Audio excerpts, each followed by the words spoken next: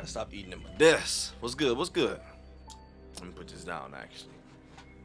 How your day going? Don't tell me no bad news now. I know it's good. You coolin', we chill. Hey, regardless, we about to go ahead and chill right now, though. Get your snacks. I'm saying, do what you do. We about to go and check out MrBallen. Top 3 spooky stories.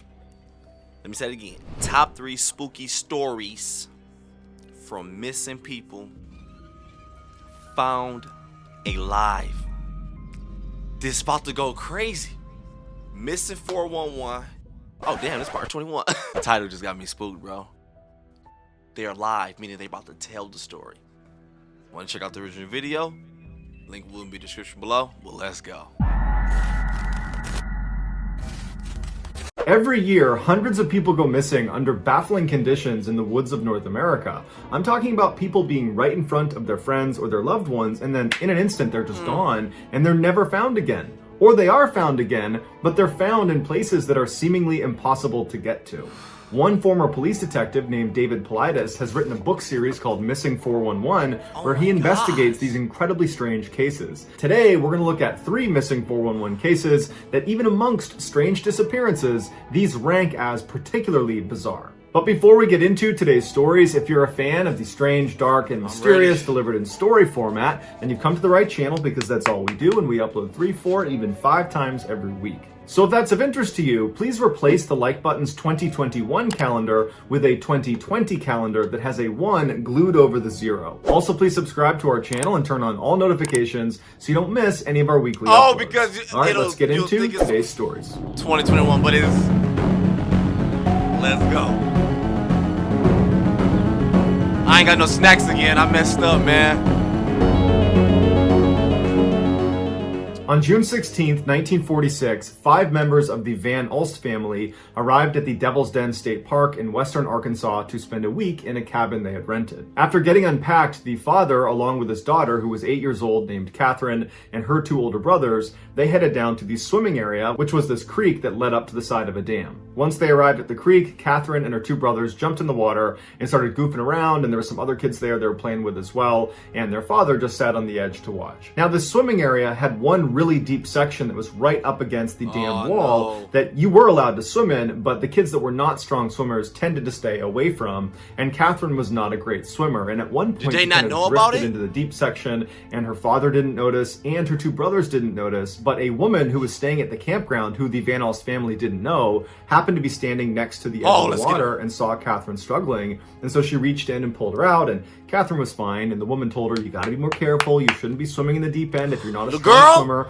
and Catherine said, okay. And so as they're talking, Catherine's father hears them and looks over and sees his daughter talking to some stranger, and so he makes a sound and waves in their direction to get this woman's attention, to be like, hey, you know, what are you doing talking to my daughter? And the woman, she sees this, and she must have been a mother herself, because she picked up on his uncomfortability, and so she turns to him and says, oh, no, everything is totally fine, I was just helping your daughter get out. Just saved her life, cuz. And so Catherine's father turns to his daughter and says, hey, you gotta be more careful, don't go in the deep end, and Catherine's like, okay, and instead of going back into the water, Catherine walks to the backside of the dam, because this dam, it was not a steep drop-off on the outflow side, it was like a gradual slope of these big boulders that the kids at this campground would climb all over, and their parents would watch them from their positions next to the swimming area. And so Catherine's father was watching his 2 sons, and then he'd look over and watch Catherine, and back and forth, he kept his eye. Hey, okay, hold up. Father, I'm not gonna look. I don't know how the story's gonna end, so I'm not gonna come at anybody crazy. But I gotta say something, bro. If my daughter almost just drowned, and I'm looking like, yo, what you doing, my baby? It's somebody like, yo, I just saved your daughter. She was drowning. At that point, my eye is always on all 3. We gotta stick together, y'all. Hey, gonna be a little strict right now, but we gotta play together. I'm not gonna lose sight again. What?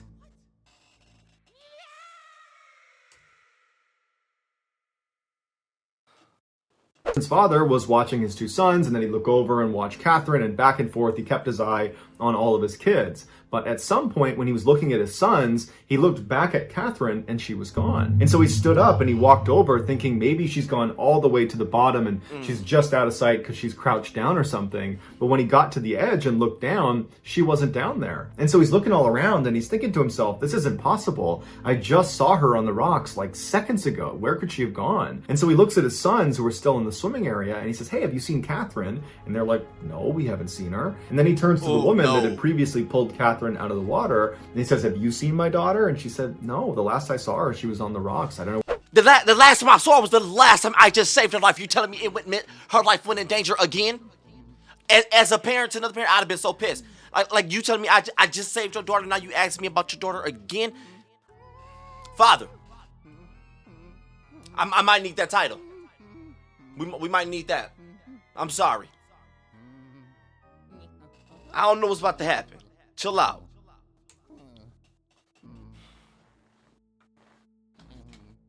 Hey, for real, stop staring at me like you crazy or something, for real. Because I know you ain't about that action.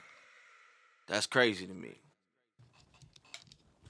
Out of the water, and he says, have you seen my daughter? And she said, no, the last I saw her, she was on the rocks. I don't know where she went. And so before long, Catherine's father is screaming for Catherine. He's enlisted the help of everybody at this campground that's in the vicinity to go look for his daughter. There are people jumping into the swimming area up top. There are people jumping into the swimming area on the backside of the dam. I mean, the whole area is getting searched and there's no sign of this girl. And after about an hour of looking, Catherine's father went and got police. After 2 days of searching the very thick forest that surrounded this dam and finding no trace of Catherine, authorities decided it was far more likely she had drowned either above or below the dam than it was that she wandered off into the woods, considering where she was last seen. And so they shifted focus and began draining these two sections of water to see if her body would be at the bottom. But when they were drained, she wasn't there. And so once again, they went back to searching the forest. And so on June 22nd, 6 days after Catherine went missing, a group of searchers were located 7 miles way into the forest. They were walking up this mountain and they're yelling Catherine's name. And as they're walking, they stop when this little girl wearing only a bathing suit walks out of a cave, looks down at them and just says, here I am. The searchers couldn't believe it. It was Catherine. And besides some scratches on her arms and some bug bites, she seemed like she was perfectly fine. In fact, oh my God.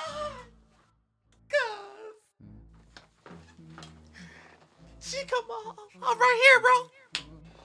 No, you're not. This is so damn creepy, dog. Oh my God. And you know what? It kind of calmed me down a bit. Because I was like, you know what? Don't trip, Charlie. Inside the title, it says found alive. So don't trip. Ain't nobody dying. So I'm like, yep, I can ease myself a little bit. But then you got to remember, this one of MrBallen videos. It's still hit me. The way he, she came out. I'm going to start it real quick. Look, I'm sorry. I know you talk too much. But the way she just came out, still wearing it? I'm right here, cuz.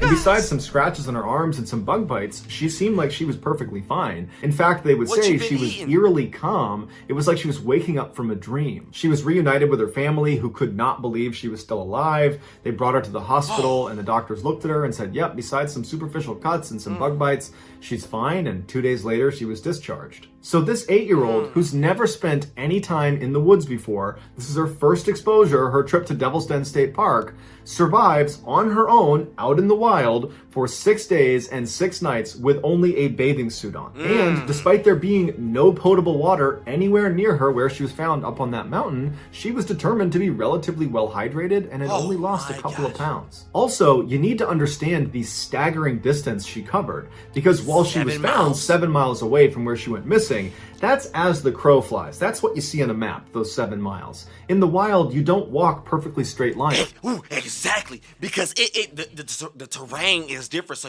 you're kind of pushing it, and it's tough. Man, that's a tough 7 miles. Oh my gosh!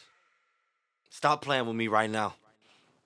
flies. That's what you see on a map, those 7 miles. In the wild, you don't walk perfectly straight lines. There's too many obstructions, there's mountains, there's trees, there's all sorts of reasons that you end up zigging and zagging to wherever you're going. And so rescuers believe the minimum real distance she would have covered to get up to that cave was about 30 miles. And she did it barefoot. Catherine defied every search and rescue model for 8-year-olds that get lost in the wild. She was way outside the boundaries of what anybody would expect. What did she say? Did they ask her? Basically, she should have died. When authorities asked her, how did you do this? She said, I don't know. I don't remember how I got lost in the first place. I only remember sleeping on warm grass the first night. And then her next memory is waking up inside of a cave on day 6. She has no idea what happened between day 1 and day 6 when she traveled those 30 miles and somehow subsisted on some water source and some food source. While some say this is just a really weird case where she got very, very lucky, others think there was something in the forest that chased her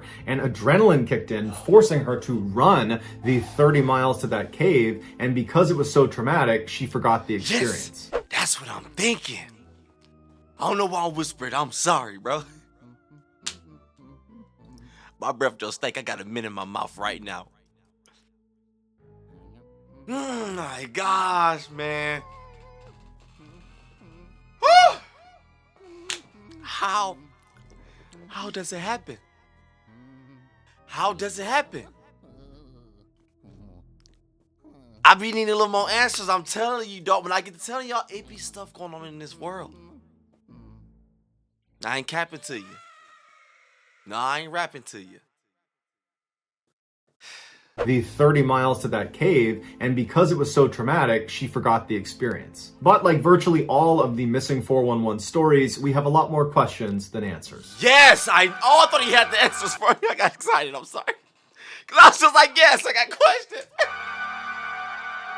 On April 29th, 2001, 6-year-old Hayley Zega was on a hike with her grandparents in a very rural part of Arkansas called the Upper Buffalo Wilderness area.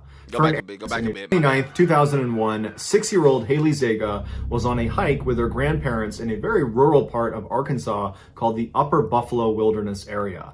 For an area to be deemed a wilderness area, that means no vehicles of any kind can come through there, making it incredibly remote and incredibly wild, hence the name. They had taken this trail that brought them up to the top of this bluff that was about 200 feet higher than where they started. And they got to this incredible overlook, and they're looking down over this river. And at some point at about 11 in the morning, they turn around to head back. On the return trip, by about 11:30, they're making their way down, and Hayley spots a waterfall that's off the side of the path. And she wants to go to it. She asks her grandparents, can we go check out this waterfall? And the grandparents kind of scope it out. And it seemed like the only way they could get down to view this waterfall would be by literally climbing a tree and descending over this cliff. And it was something that the grandparents just did not feel comfortable letting their granddaughter do. And so they told Hayley, no, we need to keep going. We're not going to go check out that waterfall. And Hayley, being a 6-year-old, she really wanted to see this waterfall, and she wanted... And Hayley, being a 6-year-old, would have got her ass whooped.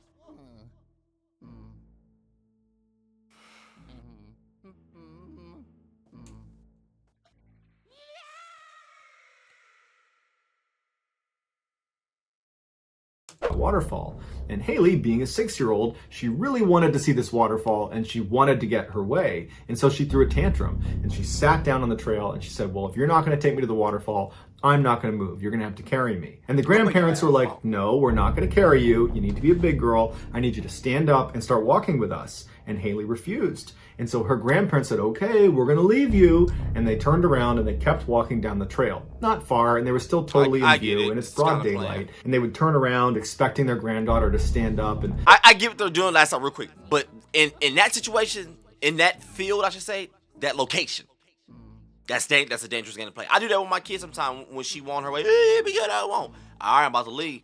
Play like a walking, boom. But if we're hiking, I'm not doing that there. Kind of begrudgingly walk after them. And at some point she did. Hayley stood up and she's like, okay, wait for me.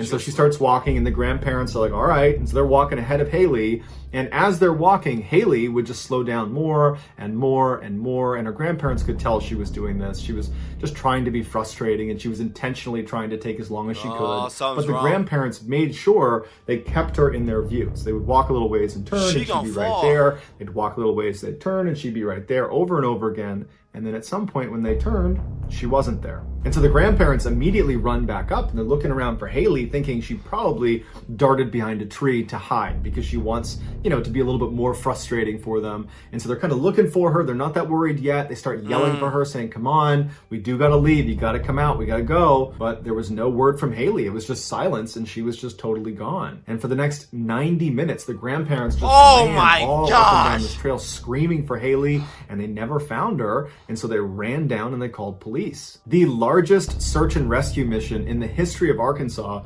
was launched for Hayley Zega. It included hundreds of searchers on the ground, including 8 dog teams, helicopters overhead. There were firefighters. The National Guard was involved. But after 2 days, despite this incredible search, really no progress had been made. The only thing that had been found was one of the dog teams had tracked her scent up to a nearby road where the dog stopped, meaning the scent is now gone. And unfortunately, what that told investigators is it looks like Hayley got picked up by some motorist. But 51 hours into the ordeal, there were 2 searchers well outside of the primary search area. They were about 2 miles away from where she'd gone missing.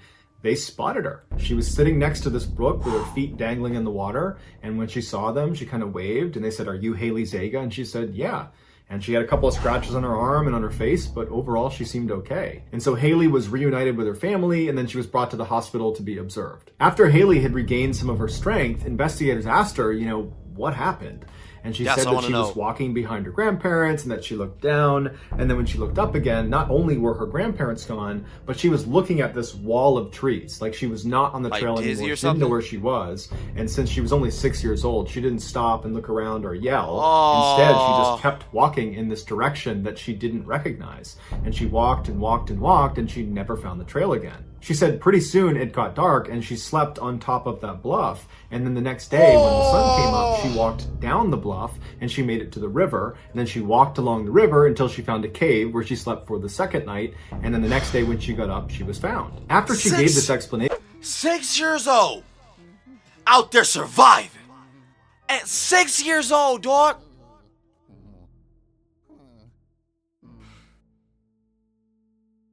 I'm just glad this title has Found Alive in it. I'm glad. 6 years old, man, little girl. When she got up, she was found. After she gave this explanation, investigators had a lot of questions, like, if you were sleeping up on the bluff on that first night, then why couldn't the helicopter see you? Because that's all they were doing, was flying over the bluff, and they had thermal imaging. They could have very easily picked you up. And so they asked her, are you sure that's where you were? And she said, yeah, that's where Alicia told me to stay. And they were like, who's Alicia? And she said, oh, she's my imaginary friend. I met her on the bluff. And so immediately the investigators and the parents are like, okay, she's clearly coping with this traumatic event by creating this imaginary friend. And so they don't ask any more questions about the imaginary friend. Instead, they continue to ask questions about basically how she got from where she was lost to where she was found. And they say, okay, Hayley, how did you get down the bluffs? Because there's only one way down, and it can be hard to find, especially if you're off the trail. And Hayley said, well, Alicia brought me to a trail, and she led me down the bluffs. And she stood in front of me and made sure that I didn't fall forward. And so her parents and the investigators are now starting to think, maybe this isn't an imaginary friend if this person is right in front of her kind of propping her up. And so they asked Hayley, can you describe what Alicia looks like? And Hayley said, sure. She has black hair, brown eyes. She's a little bit shorter than me. Oh my God! She's 4 years old. She likes to tell jokes, and she likes to sing songs. And then Hayley began singing songs that she had learned from Alicia, and began telling jokes she had learned from Alicia. Even though Hayley was giving this vivid description of this 4-year-old girl named Alicia running around the bluffs, it just... I know where this is going. They know. I don't want to say the name. I could be wrong. They could be like, bro, that's the name of a girl who legit passed here, and these songs she legit used to sing. Stop playing with me right now. Stop playing with me right now. I ain't never want to be more wrong in my life. Please be wrong. I can't press play. I ain't gonna cap to you. I'm scared. I'm so scared. Cause I know I'm not wrong. I'm so scared. Oh my God! I'm so scared. Let's go. I'm sorry. Charlie, boy, you better be wrong, boy. Vivid description of this 4-year-old girl named Alicia running around the bluffs. It just couldn't be possible. And so Hayley's parents and the investigators went back to treating Alicia as just an imaginary friend, just a simple coping mechanism. And so the investigators went back to just doing their interview with Hayley. They got all the information about how she got from the bluffs down to the river as much as they could. And then because Hayley was fine, they said, okay, you're good. See you later. Now, Hayley's case was a really big deal and it was all over the news, especially after she was found. And so her interview where she said this imaginary friend named Alicia had assisted her in getting down the bluffs and had basically taken care of her, that was put in print. And after it was published, there were some readers that realized there was another little girl who had gone missing in the exact same spot as Hayley 23 years earlier. She was... I am so creeped out. I'm about to mess your head up even a little more. What if it's swapped? What if it's swapped? I ain't saying the names. What if, oh my gosh. When I say my body's legit shaking, I'll turn this video off on you right now. This is creepy. This is so creepy. Found alive in the title is not calming me down anymore. It's not doing the trick. This is creepy. This is too creepy. This big old speaker next to me, it's legit about the size of a...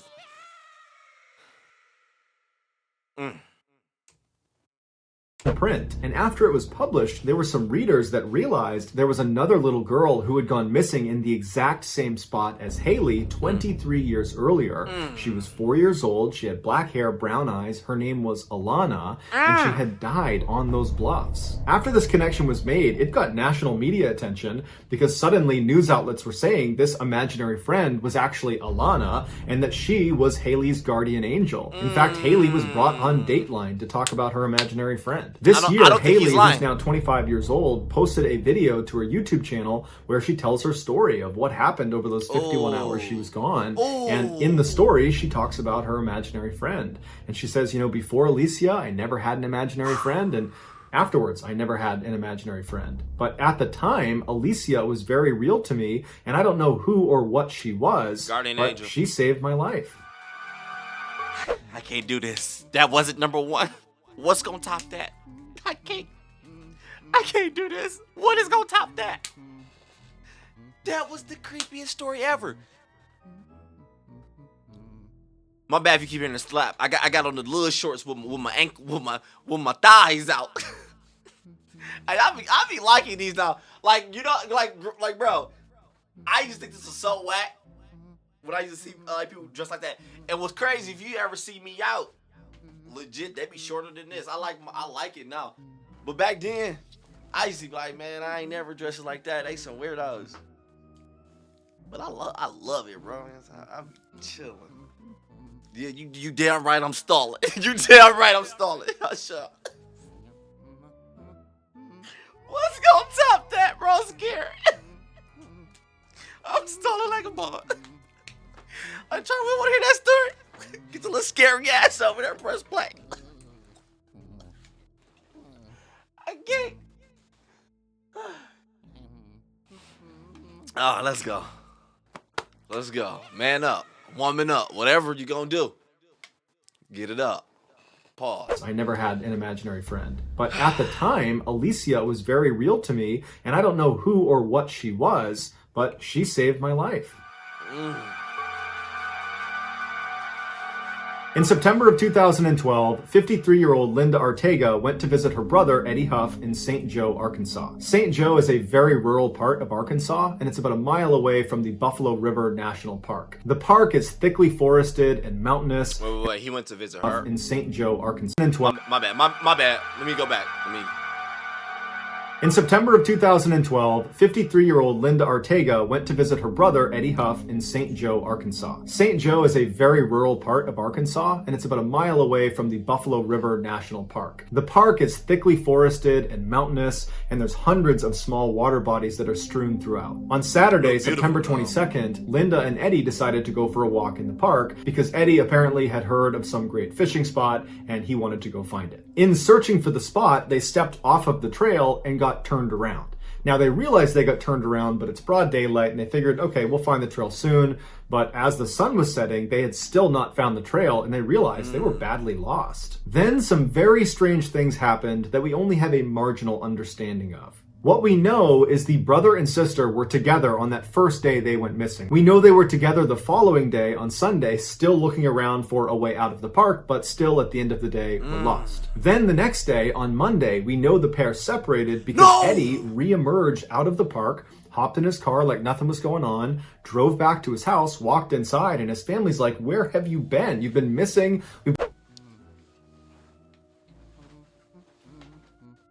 The fuck? What?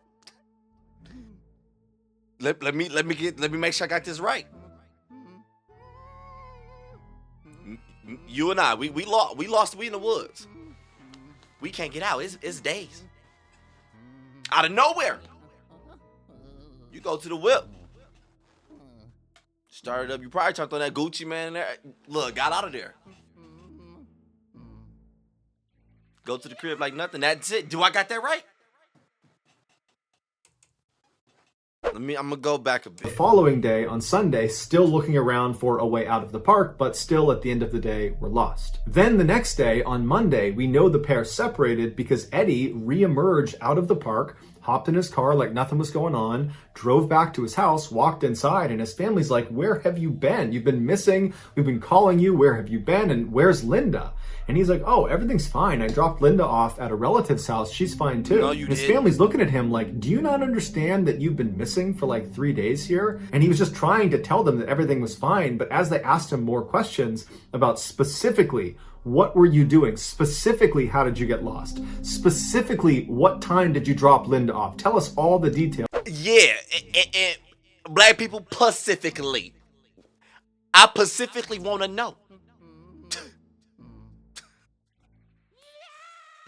I swear everybody in my family said like that.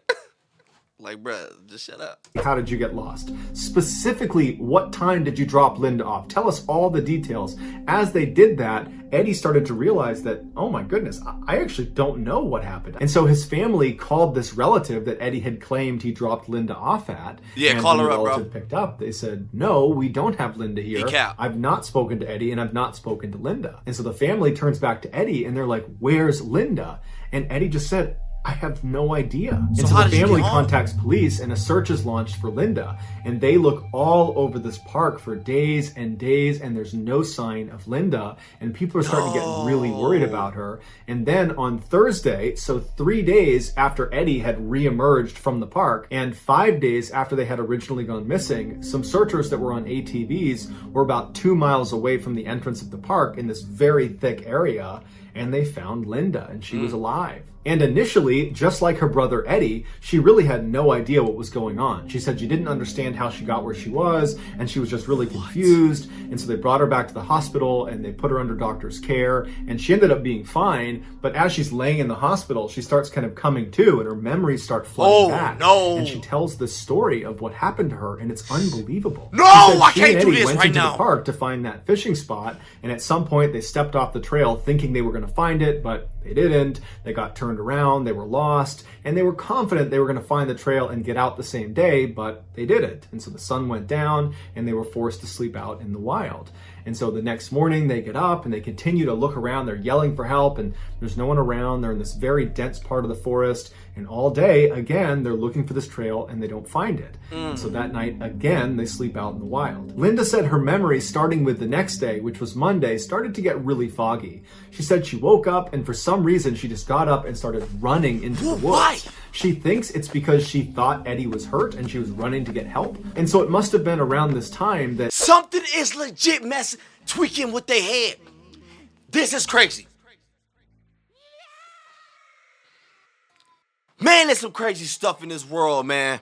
It's because she thought Eddie was hurt and she was running to get help. And so it must have been around this time that Eddie, in his dazed state, He just got kept up walking and like nothing. meandered his way successfully out of the park. Ugh. Meanwhile, Linda said she was just running like a maniac into the middle of the woods, screaming for help from someone, even though she's in the middle of nowhere. And then miraculously, she says she saw a group of people way off in the distance. Oh my gosh. It looked like a group of hikers. And she started yelling for them and waving to them and trying to get their attention. And she said they all stopped and turned to look at her, but they didn't show any sign that they had actually heard her. They were not trying to interact with her. They were just looking at her. Ooh. Linda said she thought that was pretty odd, but she just kept on running towards them and screaming and yelling and trying to get their attention. And she said when she got about 100 meters away from them, instead of them reciprocating waves or making a sound, they all ducked behind trees like they were trying to hide from Linda. Linda said this was the first time she felt really unsettled by what was happening, but she was desperate. She needed help, and so she just kept walking towards them. And she got to about 50 meters away when they all poked their heads out and looked out at her and then poked their heads back. Like they were not trying to interact with her. And Linda said she felt really scared and stopped and began backpedaling away from this weird group of people that are hiding behind trees. And so while keeping her eyes on the general area where she knew they were hiding, she backpedaled all the way back to about 100 to maybe 150 meters away again. And this group came out from behind the trees and continued to stare at Linda. Linda said at this point she was terrified. She didn't know who or what those things were, but they were not there to help her. And then she said her memory got really foggy because all of a sudden her next memory is her laying on the ground in this pitch black forest. Her brother's not near her and she's hearing footsteps and she believes it's this group of people or things that are walking towards her, but it's so dark she can't see anything. And she said all night she heard the sounds of these people or things walking around the perimeter of where she was laying, totally exposed in the middle of the forest. Linda said her memories from this point until she was rescued are all mixed together. But she said she had one memory that really stood out to her because it was so terrifying. She said on one of the last mornings she was out there, she woke up, she was laying on the ground, she opens her eyes, and it was still dark, but the sun was starting to come up. And so there was enough light that she could begin to make out the layout of the forest. And so she sat up and immediately got the sense that she was being watched. But she didn't know by who or from where it was coming. She just had this intuitive sense that she was being watched. And as she's feeling this way, she hears movement coming off to her right, and she turns, and standing next to a tree about maybe 20 meters away is this dark silhouette. Oh my God, that looks like Slenderman. He's got no features. He's just this shadowy figure. And so she's horrified. And then she realizes there's another one. And she looks at that one and realizes there's another one and another one and another one. They're all around her. They're all around her looking in, these dark, shadowy figures. And she's so scared. And as she's looking around at all of them, it seems like they registered that she sees them. And at that point, they all turned and started running into the forest in all different directions. She said after that, she has no idea the sequence of events or what happened. All she knows is that the whole time she was out there, she was scared. She felt like there were people watching her in the woods. And then at some point, rescuers showed up and she was saved. Linda's totally crazy account of what happened, combined with Eddie's bizarre behavior. I legit do not believe it's cap. I don't believe it's cap. I do not. This does not sound made up at all. This does not sound made up to me. This is crazy, dog. And I'd have been peed off if their memory come back when we get home. You telling me, I don't know, maybe something did happen to him, but you telling me you got to go in the car and go home? I got tortured in this mug? That's crazy. Linda's totally crazy account of what happened, combined with Eddie's bizarre behavior, totally baffled investigators. They really didn't know what to make of this. How did Eddie find his way out again? And why did he think Linda was at a relative's house? Exactly. And who were the people Linda was seeing? And why can't either of them remember 90% of the experience? Yes. One theory is they must have eaten berries or some other food item that had hallucinogenic properties, and they were literally just hallucinating the whole time. However, if you follow along with David Paulides' Missing 411 phenomenon, or if you watch some of the videos on this channel about the Missing 411, then you know there are lots of other examples of people that go missing in the woods of North America that never ingest any food or any liquid, so there's no hallucinogen in their system, and they still have similar experiences to what Linda and Eddie did. No, sir. So that's going to do it, guys. If you found a secret in today's episode, let us know in the comments what it is and where you found it. So give us the timestamp. And if you're the first to do that, we'll pin you at the top of the comments section. If you enjoyed Oh, today's they're using video and you Among Us haven't done this characters, already, that's please replace the like button's 2021 calendar. This is crazy to me, man. This is so crazy to me. I still think that number 2 was the scariest. It was all around freaking creepy. All of them were creepy. But that second one, I knew it, and it hit me. Cause they're like, man, like, we looking for you. If you was sleeping right there, and we got the helicopters, we would have saw you. We had the heat seekers and everything. And I'm like, oh, he ain't capping. Talk to us. And then she like, yeah, my partner. I'll say, oh my gosh, I know where this is going. My bad for whispering, bro. I don't know. I get all extra like scared. Man, but peep though, if you still here, that's love. I appreciate that support. So you know I gotta hook you up too. I see, stop, chill out. See, you new to the channel. See, you know how this work. You play too much too. I love words. I love quotes. This one right here, this one hit home. Because as of right now, I need to use these own words in my own life. I need to implement them. Let me just tell you, if you spend your whole life waiting for the storm, you will never enjoy the sunshine. Morris West, Australian author. Let me tell you why that one is so important. Why this one's so big. It's much bigger than you think. My anxiety get me bad a lot. It slowed down. I know a lot of us suffer from anxiety right now. You probably like me. Maybe yours is different. I don't know. I look at the negative too much. I think about, but what if this happened? What if that happened? No, I don't want to do this. What if this go this way? And I look at the bad. You shouldn't do that because you're just waiting for that storm to happen. Enjoy it. Live your life. When that storm comes, you can't avoid it. Just make it through it. This one guy told me something. I'm hella scared to fly. And it relates back to this. He was telling me, he was like, man, that's crazy. You're scared to fly. He's like, why you scared to fly? I told him the whole story. Woo. He didn't hit me with the typical, you know what, the odds of the plane going down. But he didn't even hit me with that. He gave me something I could apply to many things. He was like, think about it. The chances of that plane going down or anything happening is next to none. It can happen, but it's next to none. He was like, so that's the negative outcome, right? I was like, yeah. He was like, how come you jump to that one knowing there's also thousands or more positive outcomes as well? He's like, there's 1,000 times higher that you are going to get there. Plane may do this, plane may do that, whatever. There's more possibilities of a positive. So why do you stick to the negative when you get it? And I just sat there, I was like, you hella right. I was like, I don't know, but I need to stop. I do this to this day. I need to stop. But yo, I hope you can take them words, and if you need them, you apply them as well. I'm trying. I need to. Like I tell you all the time, I love y'all. I love me. But I'm out.